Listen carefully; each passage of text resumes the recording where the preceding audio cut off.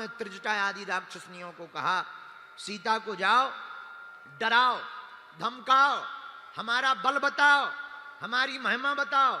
रावण तो चला गया। अब सब राक्षसनियां जानकी माता को डराने लगी। इतने में त्रिजटा आई।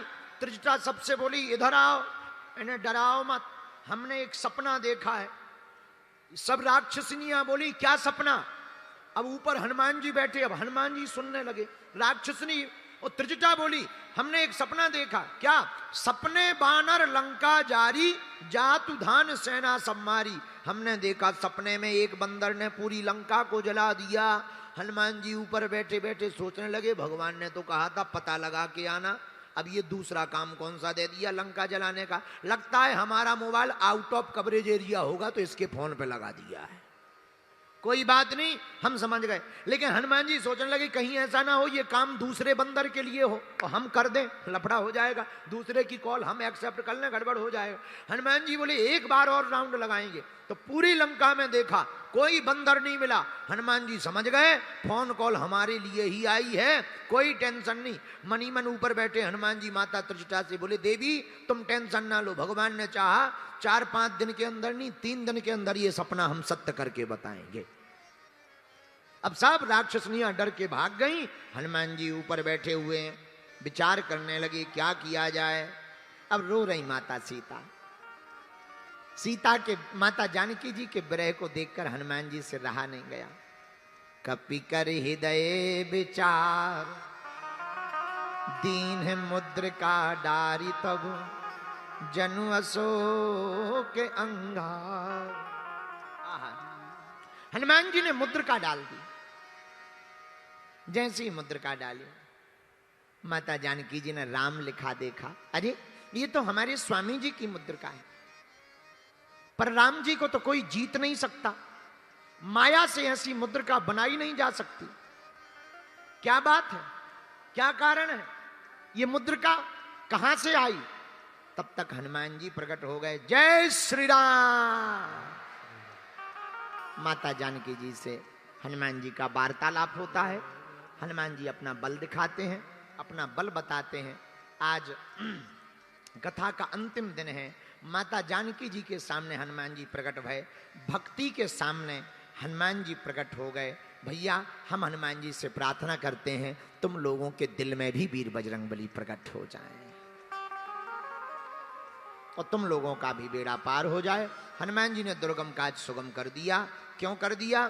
क्योंकि हनुमान जी में बल है तो बुद्धि भी है, बुद्धि भी है तो विद्या भी है, और विद्या है तो विनम्रता भी है। इसलिए आप लोगों को भी ये सूत्र है कि अगर आपको भगवान ने कोई कृपा दी हो, बल दिया हो, तो बुद्धि को पाओ, बुद्धि भी मिली हो तो कृपा को पाओ। और कृपा किसकी पाओ? बोलो बोलो। जा पर कृपा राम की हो, जा पर कृपा राम की हो, जा पर कृपा करे सब कोई, जा पर कृपा करे सब कोई। इसलिए दिल लगाओ भगवान में, दिमाग लगाओ संसार में। हम लोग कर देते हैं उल्टा, दिल तो लगाते हैं पड़ोसन से, दिमाग लगाते हैं भगवान पे। और फिर कहते हैं बताओ महाराज कृपा नहीं हो रही, ठटरी के बरे न कटा, कहां से कृपा हो जाए? दिल लगाओ भगवान के चरणों में, दिमाग भगवान में लगाओ। दिल लगाओ भगवान के चरणों में, दिमाग संसार में लगाओ, इसी में बेड़ा पार हो जाएगा। बोलो सीताराम। अब हम लोग क्या करते? दिमाग भगवान में लगाते, भगवान होते नहीं होते, अरे ठटरी के बरे होते नहीं होते, काहे को सोच रहा? होते ना होते तो क्या तुम होते हैं? इतना ही सोच लो। अगर भगवान ना होते तो क्या तुम होते? तुम हो मतलब भगवान भी है। यही प्रमाण है भगवान के होने का। इसलिए भगवान पर भरोसा रखो। आशा एक राम जी से, दूजी आशा छोड़ दे। नाता एक राम जी से, दूजा नाता तोड़ दे। और ज्यादा भगवान के सामने बुद्धि लगाओगे वो बुद्धि खराब कर देंगे। समझ लो, भगवान बुद्धि का विषय नहीं है, भगवान तो भाव का विषय है।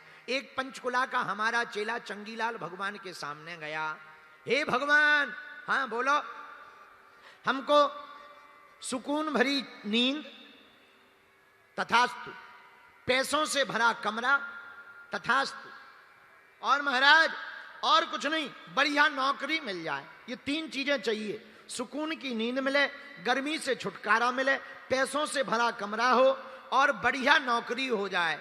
पर उसने भजन तो किया था, पर अपना नहीं, पड़ोसियों का भजन किया था। धोखे से भगवान मिल गए, उसने सोचा मिल गई हैं, चलो भगवान से वरदान मांग ले। भगवान से बोला आपका वरदान सच होता या गलत? भगवान बोले सच होता। बोले हमें वरदान दो, हम चेक करके बताएं। चूंकि आदमी पंचकुला का थे, भगवान बोले चेक करो। बोले वरदान दो। क्या? सुकून भरी नींद हो, नौकरी हो और पैसों से भरा कमरा हो। भगवान ने दूसरे दिन ही एटीएम का गार्ड बना दिया।